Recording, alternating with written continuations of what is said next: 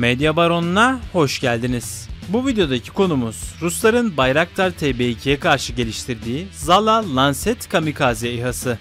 Bildiğimiz üzere Bayraktar TB2 tüm Orta Doğu'da Rusların en modern sistemlerini yok etmeyi başardı. Bunun sonucundaysa Rusya kapsamlı önlemler almaya başladı. Çünkü karşılarında Ukrayna'ya sattığımız TB2'ler var. Ukrayna cephesi için birçok hava savunma sistemi getirdiler ve yeni Lancet'i ortaya attılar. Üstelik bu Lancet'in baş düşmanı tanıtım videosunda doğrudan TB2 olarak gösterildi. Yani bizim için önemli. Peki bu kamikaze İHA ne kadar etkili olur? Bunun dışında başka hangi sistemleri getirdiler? Veya biz karşı olarak ne önlemler alırız? İncelemeye başlayalım.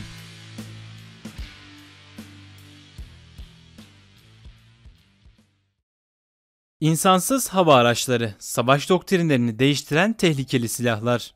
Özellikle de karşı savunma sistemlerinin dronları tanımlayamaması işin temel noktası. İşte bunu en güzel yapabilen SİHA'lardan bir tanesi de TB2 hava aracımız.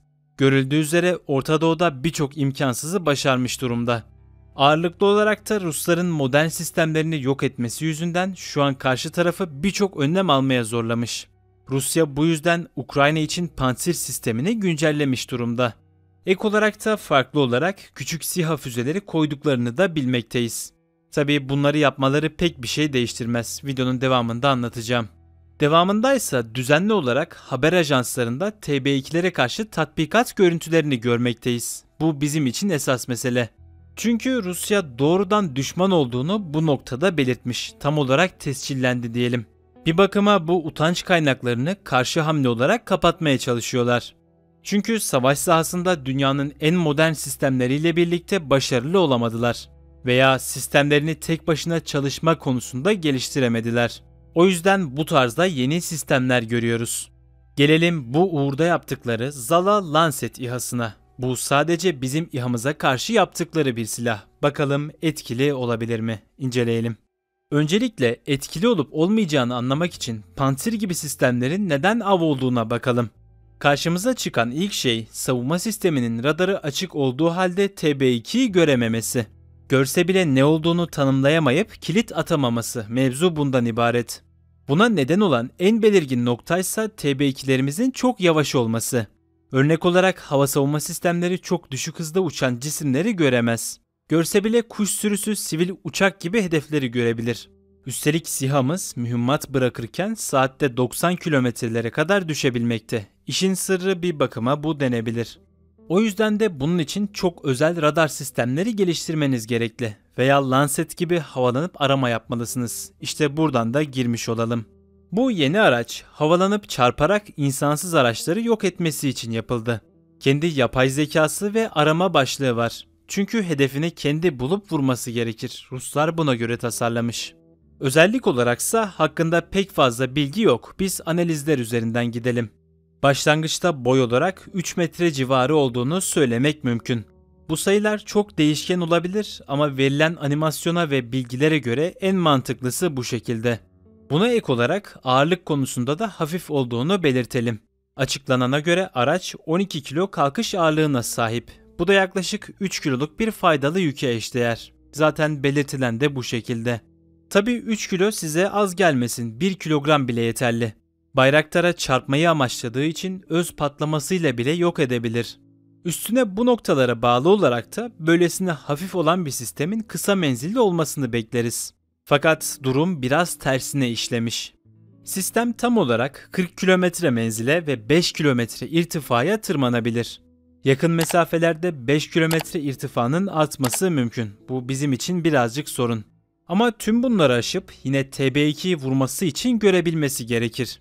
İşte bu noktada sistemin 3 adet görüş sistemine sahip olduğu belirtilmiş. Yani Rus teknolojisini de hesaba katarak yeterli diyelim. Yine de sürü olarak çalıştığında ve yoğun elektronik harp altında bu özelliklerinin pek bir anlamı kalmaz. Hele de yapay zeka da içereceğinden risk daha fazla. Çok iyi bir yapay zekaya sahip olmaları gerekli. Sahipse durumu tersine çevirecektir. Genel olarak özellikleri bu şekilde. İşe yarar mı görmek için bize gerekli bilgileri alırsak 5 kilometre irtifaya çıkabilir dedik ancak TB2 çok daha yüksekte uçabilir. Vurmaları zor, direkt gafil avlamaları gerekli. Üstüne hızı bu ihtimali daha da azaltır. Çünkü verilen özelliklerde azami olarak 110 km hıza çıkabildiği verilmiş. Oysaki TB2 saatte 170 km gibi hızlarda gidebilir. Dediğimiz gibi SİHA'mız özel bir durumda olmadığı sürece Lancet'le vurmaları gerçekten zor. Ancak bölgede sürekli uçarak bayrakları tehdit etmeleri veya yaklaştırmamaları mümkün. Toparlayacak olursak sistem hem yeterli hem de yetersiz.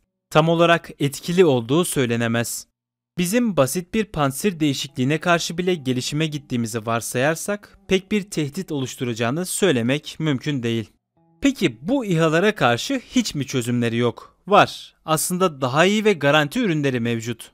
Mesela yeni güncelledikleri Tor M2 sistemi. Hatta ürün broşüründe bile temel hedefinin TB2 olduğunu görebilirsiniz. Tor diğerlerine göre elektronik karıştırmaya dayanıklı ve radarı daha hassas. Kullandığı mühimmatsa hipersonik silahlar hariç birçok hedefi yok edebilir. Zaten Tor geneliyle güzel sistemlerden. Yani bu sisteme karşı olay sıkıntılı. Tor da hedef olabilir, TB2'de. Bu noktada kimin vuracağını belirleyen diğer faktörler ortaya çıkar. A merkezli harp ve saldırı biçimleri gibi. Günün sonunda ne olacağını göreceğiz. Peki geliyoruz bize. Biz bu tüm sistemlere karşı neler yapabiliriz? Buna bakalım. Temel olarak bazı yerleri netleştirmek gerekir. Mesela bu konuda adımlar zaten atıldı ama bizim bunları bilmemiz çok zor. O yüzden düşünceler üzerinden gidelim. Mesela yeni bir motor güncellemesiyle birçok sorun giderilebilir. Çünkü daha yüksekten uçarak ve gerektiğinde hızlanarak ufak tefek sorunlardan tamamen kurtulabiliriz. Tıpkı Bayraktar TB3'te olacağı gibi daha güçlü bir motoru ve ekstra özellikleri var, savunmasına doğrudan katkı. Bir de üstüne yazılım ve yapay zeka konusunda güncelleme yapmamız gerekir. Çünkü biz her saldırıda Ruslara TB2'nin çalıştığı frekansı ve radar izini vermekteyiz. Ne kadar sistemleri imha olsa da ellerinde ufak tefek analizler olduğunu belirtebiliriz. İşte bu durumu da sıfıra indirmek için sürekli güncellemeler şart.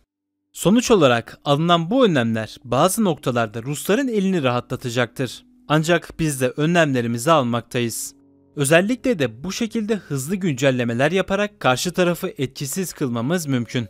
Yine de Ukrayna cephesinde karşı tarafta artık doğrudan Rusya var. Rusya en basitinden 10 uçak kaldırsa bizim TB2'ler ne yapsın? Bu adamların katmanlı hava savunma sistemleri var. Birinin göremediğini, tutamadığını diğeri tutar. Libya'da, Ermenistan'da bu kadar entegre hava savunma sistemi ve uçak yoktu. Rusya bütünüyle sahada. O yüzden TB2 artık akıllı hareket etmek zorunda. Öyle istediği yere girip çıkamaz. Ama taktik ve istihbaratlı akıl kullanırsa yine hedeflerine vuracaktır. Tabi savaş çıkarsa bunu yaparken de düşmeleri kaçınılmaz. Gerçeklere de gözümüzü yummayalım. İlerleyen zamanlarda durumu göreceğiz diyelim ve videoyu bitirelim. Videoyu beğenerek bu emeğe karşılık verebilir, abone olarak da yeni videoların takibini daha kolay sağlayabilirsiniz. Ben Medya Baronu ve herkese mutlu günler diliyorum. Görüşmek üzere.